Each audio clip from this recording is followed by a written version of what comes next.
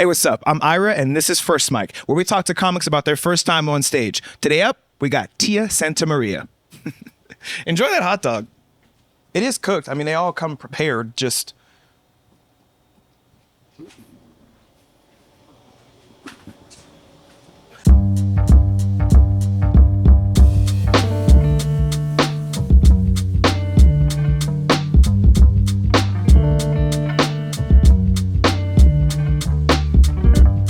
Today, as you already heard, she doesn't know this. She does know this because we showed her the intro that you just watched.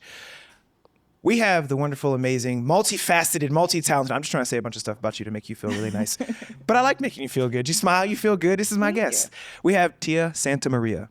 Can you hear me okay? Am I doing my thing? I don't want to do this to you at all, right? Because then you can't hear anything that I'm saying. Anyways, Tia, it's great to have you.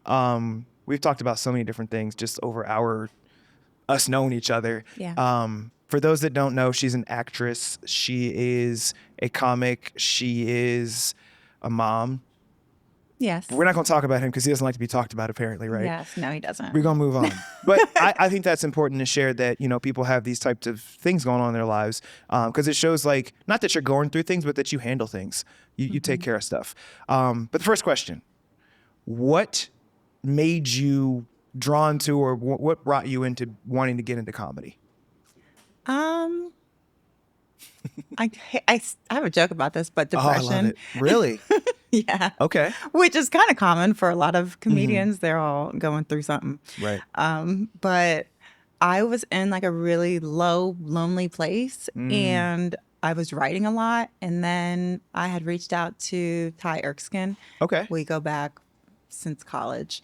And I saw that he was doing comedy, and I was just like, I kind of just want to go on stage and just vent or just let joke about what I'm going through because it's so sad and it'll just help me feel better. I've always loved comedy since I was young. Like I remember sneaking downstairs, watching my parents, like listening by the steps because they would always watch Comic View on BET at 9 o'clock. And that was our bedtime was 9. And that's when it would come on. So like me and my siblings would be so quiet and we would sneak by the stairs where they couldn't see us. And we would just like listen to the comedy, like, because they weren't allowed to watch it. Right. So that's where my love for comedy started. But yeah, it was kind of coming from a dark place and making light of it. Yeah. So, yeah. Interesting.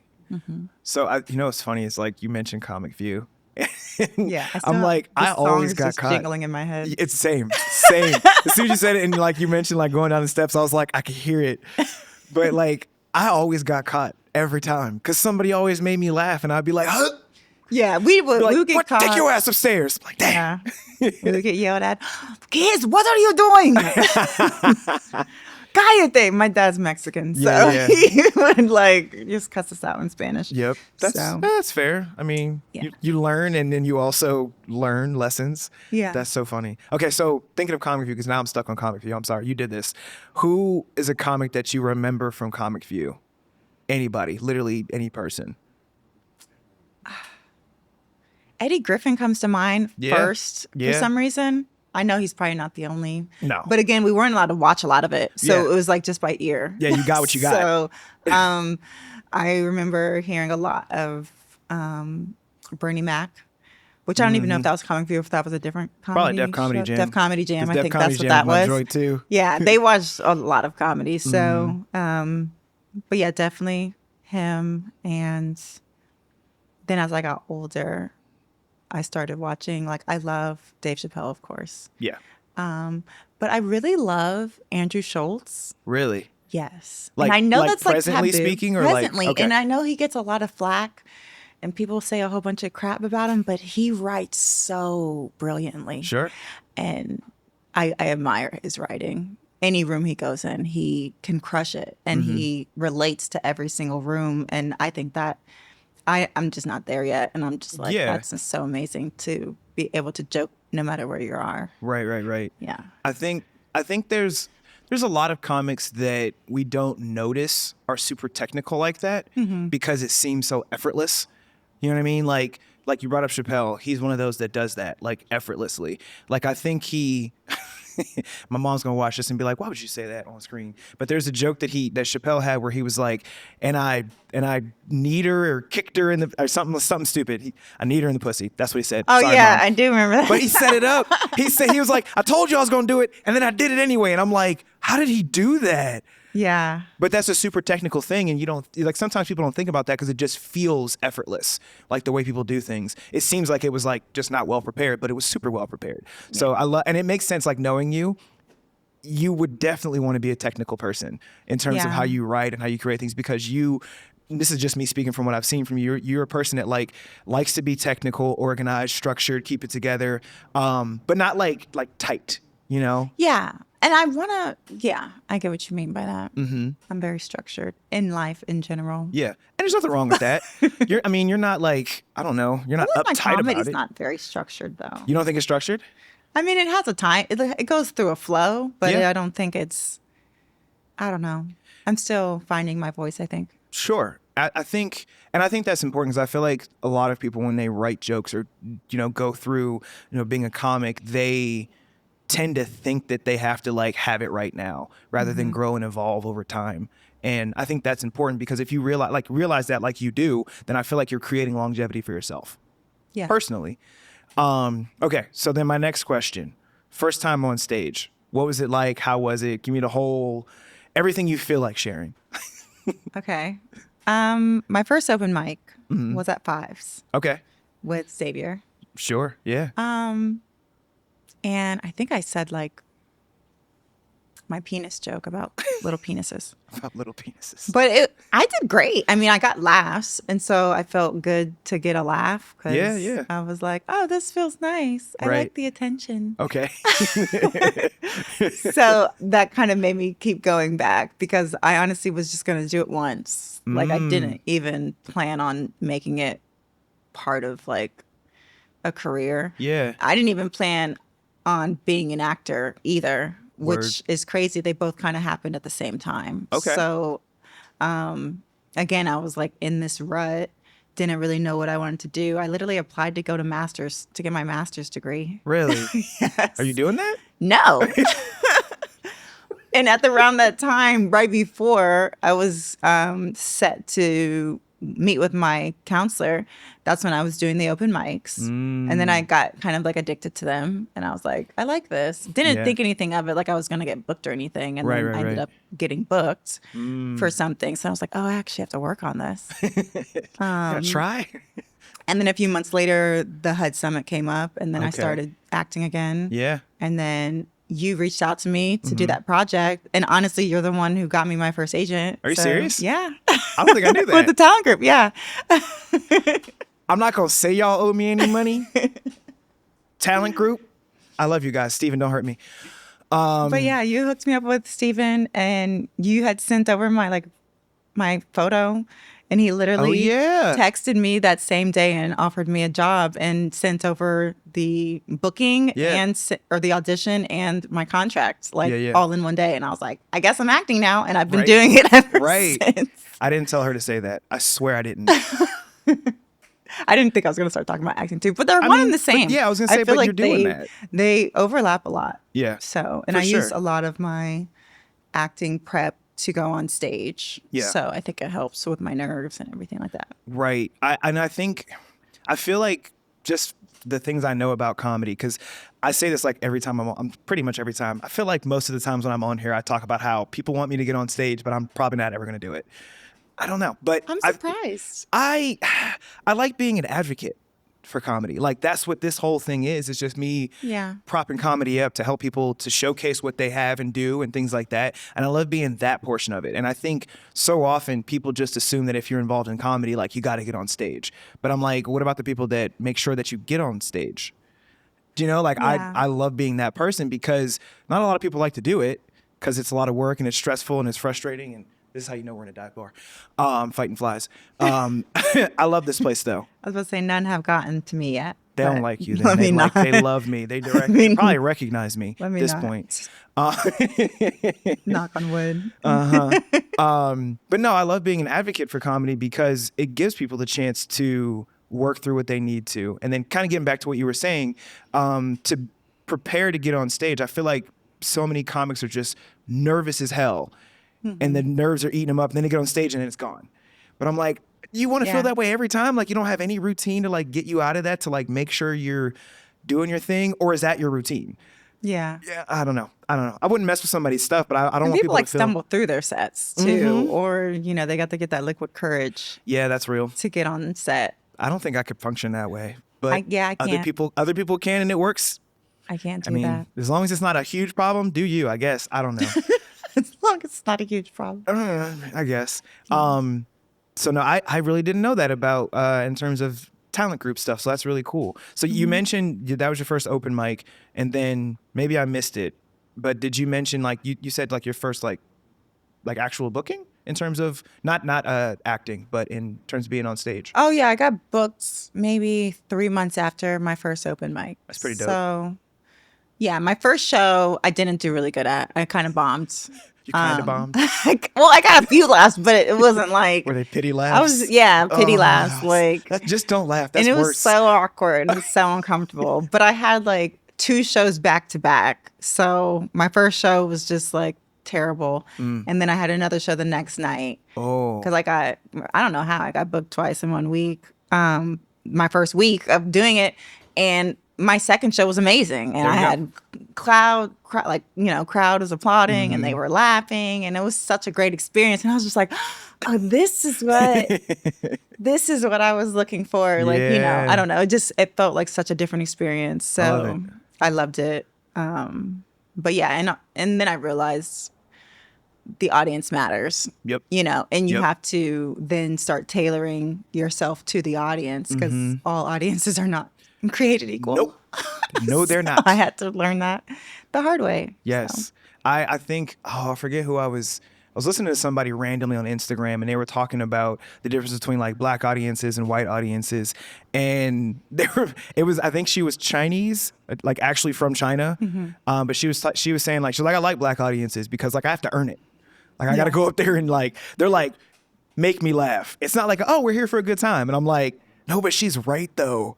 I don't like that though. I don't like it, or I don't dislike it or like it. It can be rude for sure. I think it's almost like impress me kind of a thing, like dance monkey dance kind of thing. That's what I was gonna say. It's a dance monkey dance vibe for sure. But I also think like it gives you the ability as a performer, not just a comic, but as a performer, to be like, okay, if I got the laugh, the applause, or whatever, it was earned, like it wasn't fake. So I see both sides for sure, but it definitely can have that mentality of like dance monkey dance. It's like, I'm not here for you, I'm doing me. But yeah, but I feel like I like to just be myself. Like I've had a few comedians come up to me, my first few, like I guess black shows that I did at the Funny Bone, and they were like, oh, well, this is a black crowd, so you got to make sure you bring it or be extra raunchy. And I'm like, no, I'm just gonna be myself. Yeah. And I still got laughs. So I'm just like, what's for me is going to be for me, and I'm not going to tailor myself to fit in someone's bubble because that's just not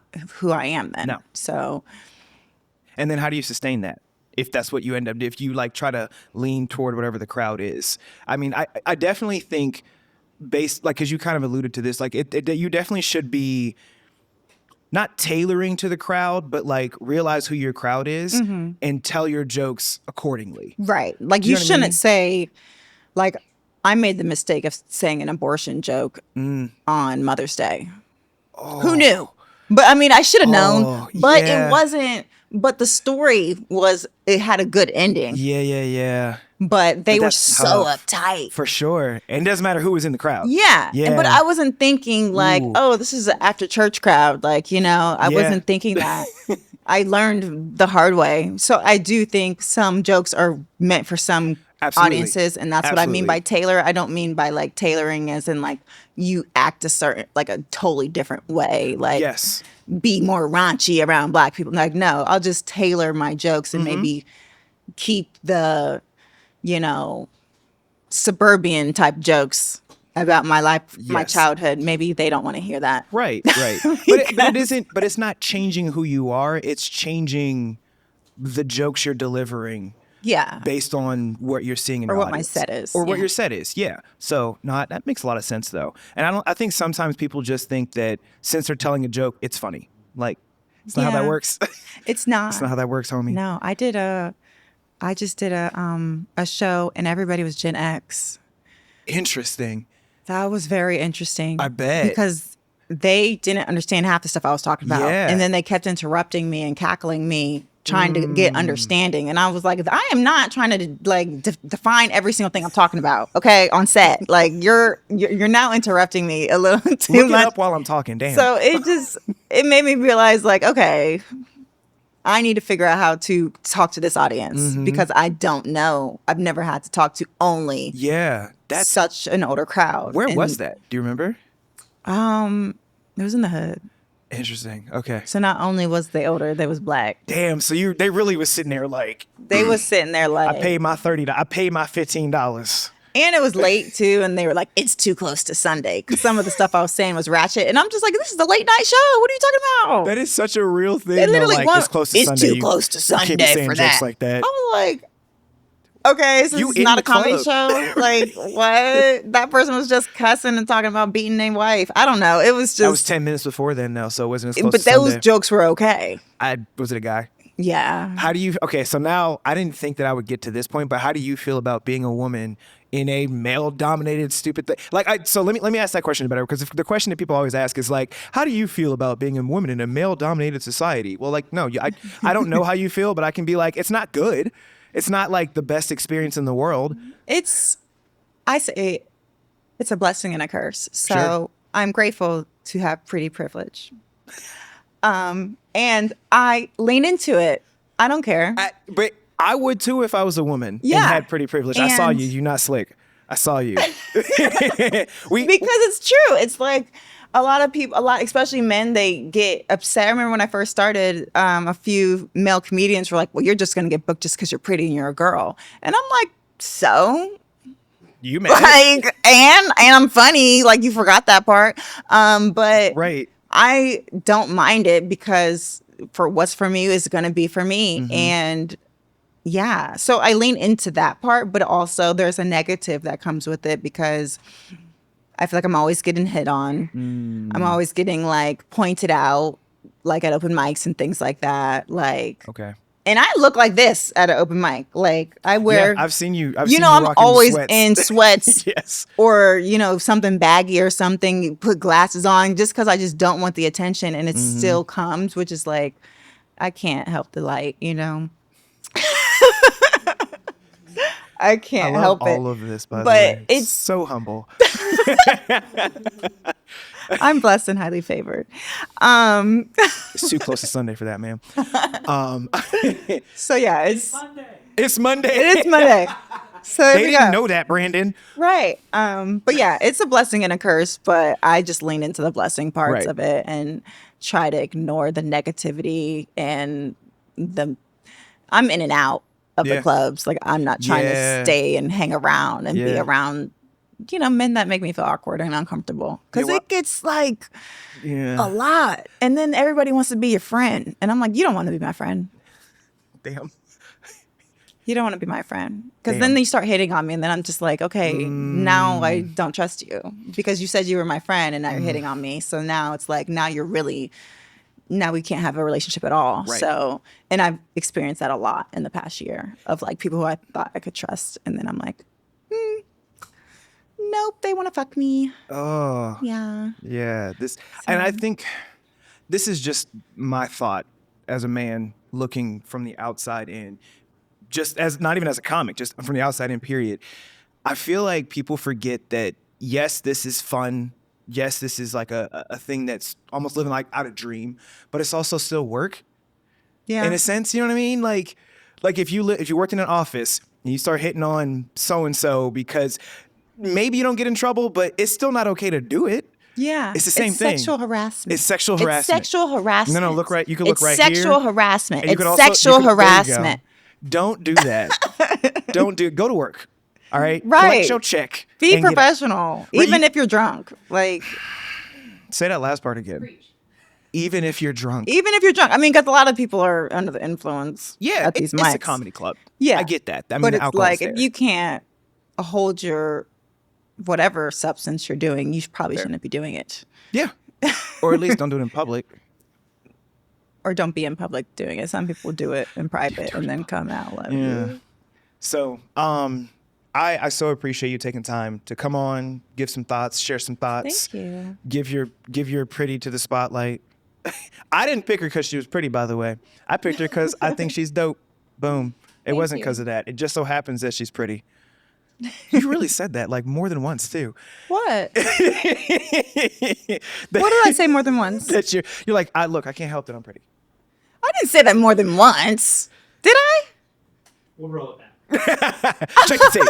I just said it's a blessing and a curse. Here's what I will say though. I 100% agree with you on that. And if I was a woman, a pretty woman, an attractive woman, I would use it too. Like you're supposed to use the tools and resources that you have available to you. If you don't, what are you doing? Exactly. I feel like ugly people use their ugliness. As you should. Ugly people talk about being ugly all the time. On stage, fat people talk about being fat all the time. Like, what are we talking about? We have to use what we got. No, I agree. You know.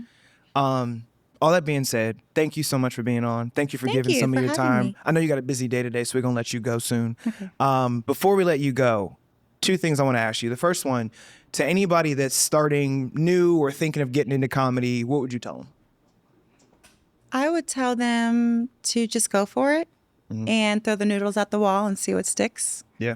And if it don't stick, then just go back to the drawing board and like figure it out. But also, you don't have to be a comedian. Like you can do what Ira's doing. Like you can be a producer, you can be a host, you can, because I feel like there's room for everybody. And I know everybody wants to be the funny guy, but some people can be the supporters of the fun guys. So we all it takes a village, and a community. So just be part of the community and you'll find your way. I love that. That was nice. I just off the brim. It was good. Yeah, it was thank good. you. No, I dig it. In terms of social media, internet stuff, where can people find you? You can find me on, I guess, all social media outlets at Tia Santamaria, Instagram, TikTok, Facebook, and then Tiana Santamaria on YouTube. Or maybe it's Tia. I don't know. Tia Santamaria, you can find me anywhere. It's an easy name. It rhymes. It does. Kind of. We'll get all the correct information to make sure y'all can see where she down is. Here. Yeah, it's right here. I don't know. Brandon's going to put it somewhere nice. But yes, thank you for that. Go check her out. She's funny. She's talented. She does more than just comedy. So that's one of the reasons that I love talking to this person, because she expands my horizons. I'm not just saying that to fluff you. I mean that. Thank you. Last thing that I want to say is, Brandon, we need to hear from you more. We need to hear from you. We need you to chime in. People love hearing the guy in the back of the room. Does he have any questions? Brandon has no questions. I asked all the questions. Moving on. No, thank you again for that, for sure. Make sure you go follow her. She's awesome. She's great. If you are listening to this, thank you so much for listening. If you're watching, thanks for watching. If you're just listening and you can't see, you need to go watch it. It's great. This has been, no, I'm not going to sign off just yet. We got to thank Rehab. Rehab Tavern, thank you so much for giving us a home. Our official, unofficial sponsor. One of these days, we're going to get in trouble for that. One day. But thank you guys so much. This is First Mike. Watch the next episode. It's probably going to be pretty dope, too. That's it. Yeah. Thank you. Thank you. Boo. Oh. I was like, what?